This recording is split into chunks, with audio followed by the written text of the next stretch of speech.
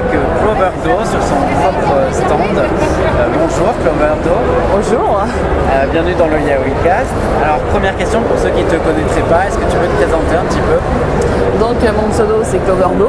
Donc je suis une dessinatrice amatrice, je sais pas trop comment on dit. Et donc je dessine depuis que je suis toute petite et donc je fais mes petites histoires quoi. Il n'y a pas tellement plus à dire. Alors donc ta série en cours c'est Chocolat Noisette, est-ce que tu peux nous la présenter un petit peu? Donc Chocolat Noisette c'est une série que je fais maintenant depuis 2008 qui compte maintenant 6 tomes, qui devrait en faire 8, donc qui se terminera je l'espère l'année prochaine ou dans les 2 ans à venir quoi. Donc c'est un boys love on va dire assez classique avec un personnage central qui s'appelle donc Noisette, non, de son vrai prénom Damien, donc, qui est un jeune homme de 16 ans qui au départ donc, se balade sur le net où il ment un peu sur sa personne. Il s'appelle donc sur le net Noisette, 18 ans, et donc c'est un troll, et il finit par rencontrer un interlocuteur qui a pour pseudo Choco. Et en fait finalement les deux vont se rencontrer IRL et donc là ça va partir en live quoi, parce que donc les mensonges, les ceci, les cela, du BL, des amis, des problèmes, tout se télescope quoi. Alors comment t'es venue l'idée de cette série? Donc en fait c'est pas moi qui ai écrit donc l'histoire le premier chapitre de base quoi, c'est donc à l'époque Lust qui a écrit donc le premier chapitre avec ses personnages qui sont campés comme ça, et puis elle m'a abandonné assez rapidement, mais elle avait déjà mis en place pas mal de choses, donc après j'ai continué, mais l'idée, au niveau de ce qu'elle est venue pour elle, elle a tellement d'idées farfelues qui lui passent partout en même temps, en tête, enfin je pourrais pas dire. Mais voilà, on s'y attendait pas du tout à ce que ça se passe comme ça, je ne sais pas d'où ça vient. Alors sur le stand de la Japan Expo, qu'est-ce qu'on peut trouver autour de Chocolat Noisette? On vend principalement donc, les mangas, c'est vrai que je suis pas forcément très goodies, je reste très classique par rapport aux autres fanzineux, donc il y aura essentiellement donc, des cartes et des posters qui sont les illustrations donc, autour de la série, des cartes, des posters, des marque-pages et puis c'est tout quoi. C'est vrai qu'on s'y diversifie pas forcément beaucoup, le principal c'est le manga quoi, c'est ce qui fait vivre le stand. Alors quel est ton rythme de travail? Te prend pour un chapitre par exemple, combien de temps il faut à peu près? Donc je suis quelqu'un, il y a beaucoup de fanzineux en fait qui travaillent très régulièrement en fait petit à petit dans l'année. Moi je suis plutôt quelqu'un qui est du genre à me bloquer pendant 3 semaines, 1 mois et à tout faire d'un coup. Donc un chapitre c'est à peu près une semaine de boulot intensif, très intensif, et après je vais utiliser le reste de mon temps dans l'année à faire des illustrations, à faire des délires, à tomber dans les pièges que me tendent les gens qui me laissent des commentaires. Mais en fait c'est comme ça que la série fonctionne en fait, donc d'où vient l'idée de base je ne saurais pas dire, mais après l'histoire se développe en fait en fonction des commentaires que les gens me laissent. Il y a des personnages qui auraient dû partir depuis très longtemps qui sont toujours là parce qu'ils ont soutien du public. Il y a des aventures qui arrivent parce qu'un tel a laissé un petit commentaire à la con, oh ce serait bien que, et là ah ouais ce serait bien que, et puis on s'arrange, ça rentre dans le scénar et puis ça continue, ça avance en fait. Enfin, c'est un peu hors sujet là pour le coup, mais je pense qu'en fait ce qui fait que Chocolat Noisette fonctionne bien, c'est que c'est pas que mon histoire, et d'ailleurs je ne dirai jamais mon manga, je dirais toujours le manga sur lequel je travaille, parce que c'est vraiment la collaboration. Moi je dessine, j'ai une trame principale, mais après il y a des personnes qui m'aident à écrire le scénario, et ce scénario il se monte aussi autour des idées qui viennent de ce que les gens proposent, de ce que les gens laissent comme commentaires, comme ressenti à la lecture, les délires qu'ils ont quoi. L'histoire se construit vraiment avec les lecteurs. Pour le coup oui, complètement quoi. Je spoilerai pas, je dirai rien, mais c'est vrai qu'il y a beaucoup de personnages qui ne devraient plus être là et qui sont encore là. D'accord. Alors au niveau de tes inspirations, pourquoi avoir fait un manga et pas une autre forme, par exemple une BD Alors quand j'ai commencé à vouloir... j'ai toujours adoré écrire des histoires plus que dessiner. Enfin le dessin pour moi c'est plus un moyen, ça me fait plaisir, mais c'est avant tout un moyen. Donc c'est vrai que j'aurais pu écrire par exemple, mais l'écriture c'est pas mon truc, c'est vraiment dessiner. Donc quand j'étais petite, je voulais dessiner mes histoires, et donc ça ressemblait plus à du franco-belge on va dire, puisque les BD que j'avais vus c'était du Tintin, c'était du Spirou. Et quand j'ai découvert mon premier manga, donc là ça a été le choc. Là c'est exactement en fait le truc qui m'a plu quoi. C'est vu que j'avais vu des dessins animés et tout à coup voir la forme papier, je me suis dit mais c'est ça que je veux en fait. Donc finalement le manga il s'est un peu imposé tout seul quoi. Et vu que j'en avais pas mal lu, j'en ai beaucoup lu, j'ai continué à en lire, je suis restée dedans parce que c'est vraiment la forme finalement qui me convient le mieux. On va dire que finalement je fais ça parce que j'ai été inspirée par les dessins animés que j'ai vus étant petite quoi. Et alors pourquoi un boys love, pourquoi pas un shoujo par exemple? Alors cette question je l'ai eue il n'y a pas très longtemps, donc la réponse je la connais mais je vais essayer de faire concis quand même. Je pense pas que Chocolat Noisette aurait eu le même impact si ça avait été un shoujo pur avec une héroïne. Pour le coup, c'est vrai que dans Chocolat Noisette, on a beaucoup de libre sexe, sex friend et compagnie, avec une héroïne, ça passerait, je pense pas du tout. C'est pour le coup le BL il s'impose presque lui-même quoi, j'ai envie de dire. Est-ce que toi-même tu es lectrice de Boys Love?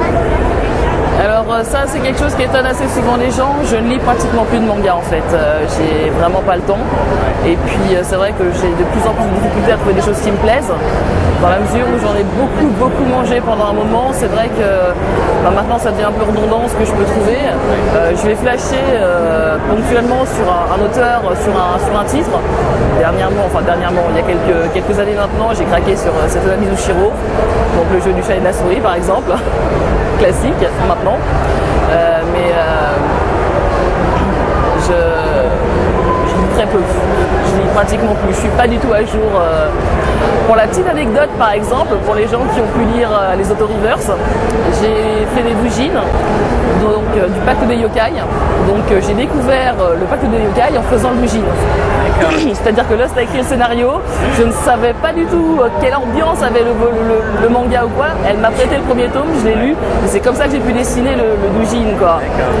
Je veux dire c'est pareil, j'ai fait le doujin donc, sur FF10, j'ai commencé à jouer à FF10, je me suis arrêtée très vite, donc moi le personnage de Jack je ne le connaissais pas, il fallait faire le doujin quoi, donc j'ai malheureusement fait des doujins sur des trucs que je ne connais pas, ou que j'ai connus à ce moment-là quoi. Donc du coup tu penses que ton style s'est construit au moment où tu lisais beaucoup de mangas en fait? Quand j'étais,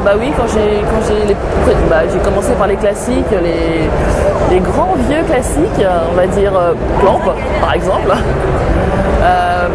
Paradoxalement, j'aime beaucoup l'humour, donc c'est vrai que j'utilise beaucoup l'humour. On trouve ça étrange, mais moi j'adore Akira Toriyama. J'adore Rumiko Takahashi qui a fait Ranma &, par exemple. Donc mes références, on va dire qu'elles viennent de là quoi. Après tout ce que je vais lire à côté, ça va apporter un petit plus, mais mes trucs de base, oui, c'est plutôt ça, c'est les grands vieux classiques humoristiques. Ouais. Alors tu l'as dit, Chocolat Noisette va donc avoir 8 tomes. Qu'est-ce qui va venir après? Je ne sais pas. J'avoue que ça c'est un peu la grande inconnue qui fait peur parce que Chocolat Noisette a tellement bien marché entre guillemets. Là je me dis mais ce que je vais faire après ça paraîtra...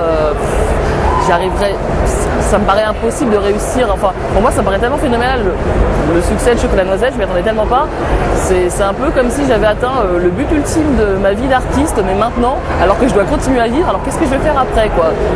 Je sais pas, j'ai d'autres projets, je vais faire d'autres choses, mais réussir à garder ce que les gens ont vu dans Chocolat Noisette, je sais pas du tout ce qui va se passer après, j'appréhende.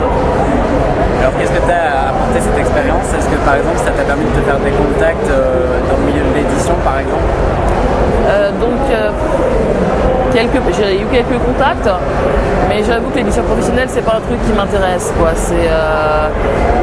Là pour le coup je dessine en amateur, je fais ce que je veux comme je veux, je peux énormément communiquer avec le public comme je dis, donc avec Chocolat Noisette ça se monte vraiment ensemble quoi.